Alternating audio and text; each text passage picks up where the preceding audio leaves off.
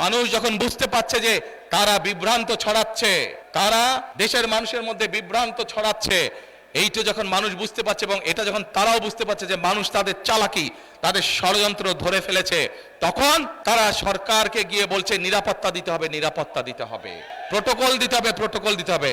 আজ এইখানে এই মঞ্চে দাঁড়িয়ে আমি সরকারকে অনুরোধ করব, এই অন্তর্বর্তীকালীন সরকারকে অনুরোধ করব, অন্তর্বর্তীকালীন সরকারের যারা প্রধান আছেন ডক্টর ইউনূস সহ সকলকে অনুরোধ করব, তাদেরকে যেই প্রোটোকল দিয়েছেন, আমাদেরকে যেই নিরাপত্তা দিয়েছেন, আমরা আপনাদের অনুরোধ জানাচ্ছি সরকারকে, বিএনপির পক্ষ থেকে, লাখো জনতার পক্ষ থেকে তাদের প্রোটোকল দরকারের 3 ডবল করে দেন।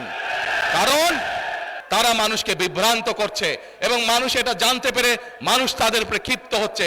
আমরা চাই না মানুষ ক্ষিপ্ত হয়ে মানুষ কিছু করে বসুক তাদেরকে। সেই জন্য সরকারের কাছে অনুরোধ থাকবে তাদের প্রোটোকল 3 গুণ বাড়িয়ে দেন, যা বিএনপিকে দেন 3 গুণ বাড়িয়ে দেন তাদের প্রোটোকল।